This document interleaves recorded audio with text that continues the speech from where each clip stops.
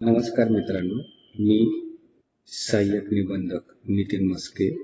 आता आपल्याला 4 नंबरची शीट जिचं नाव EMD मास्टर आहे त्याच्यामध्ये माहिती कशी भरायची आहे याबद्दल सांगणार आहे.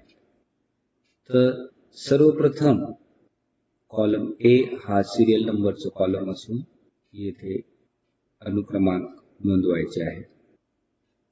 कॉलम B हा टायटलचा कॉलम असून येथे मिस्टर, मिसेस, डॉक्टर या पद्धतीने जे काही टायटल्स असतील ते आपल्याला नोंदवायचे आहे. Column C full name of employee यामध्ये आपल्याला कर्मचाऱ्याचे पूर्ण नाव नोंदवायचे आहे.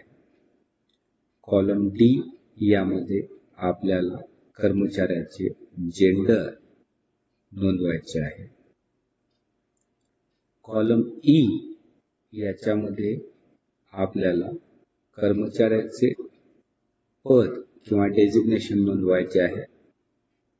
ते नोंदवताना आपल्याला डेजिग्नेशन मास्टरमध्ये ज्या पद्धतीने पदाचा कोड किंवा पदांचं नाव आहे त्याच पद्धतीनं येथे नोंदवायचं आहे. आणि हे नोंदवताना हायरार्कीनुसार नोंदवायचं आहे. म्हणजे आपल्या ऑफिसमध्ये जे सर्वोच्च स्थानावरील पद आहे ते सर्वप्रथम येईल, त्यानंतर त्याच्या खालील पद आणि त्याच्या खालील पद या पद्धतीनं आपण येथे माहिती भरणार आहोत. कॉलम F यामध्ये त्या कर्मचाऱ्याचा शासकीय ईमेल भरणं अपेक्षित आहे. शासकीय मेल नसेल तर त्या कर्मचाऱ्याचा तपशील येथे नोंदवायचा नाहीये.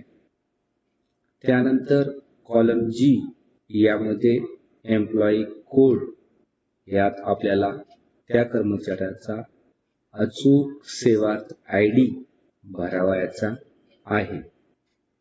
त्यानंतर कॉलम G यामध्ये आपल्याला सेवार्थ ID नोंदवायचा आहे.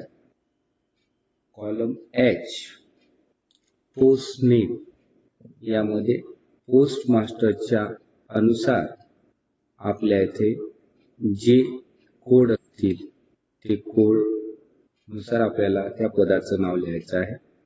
जसं डिस्ट्रिक्ट डेप्युटी रजिस्ट्रार यांचं पद हे डेप्युटी रजिस्ट्रारचं आहे तर ते आपल्याला इथं नोंदवायचं आहे. त्यानंतर नेम ऑफ ऑर्गनायझेशन युनिट या ठिकाणी आपण OU मास्टर मध्ये B1 मध्ये जे नाव लिहिलं होतं तेच नाव इथं नोंदवायचं आहे. B1 कॉलम मध्ये B1 सेल मध्ये जे नाव होतं OU मास्टर या शीट मध्ये ते आपल्याला इथं नोंदवायचं आहे. त्यानंतर J कॉलम आणि K कॉलम यामध्ये जर ती व्यक्ती सहकार विभागात जॉईन झाली असेल आणि तेव्हापासून कंटिन्यू असेल तर दोन्हीमध्ये त्याची जॉईनिंग सहकारी विभागातली जॉईनिंग याची तारखा येतील.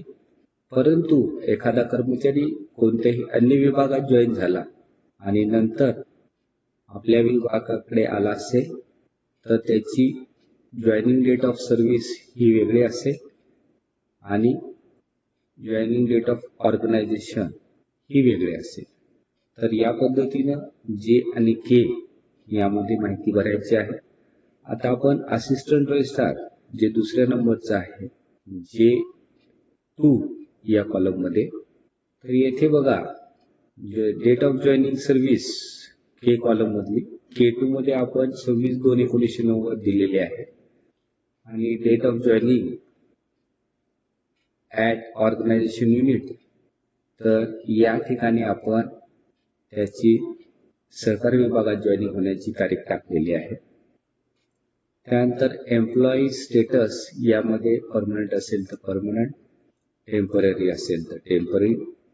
त्यानंतर कॉलम M यामध्ये सर्विंग, रिटायर्ड, ट्रान्सफर यामध्ये सर्विंग येईल. त्यानंतर अत्यंत महत्वाचा जो कॉलम आहे तो आहे column E. Column N abbreviation of the post.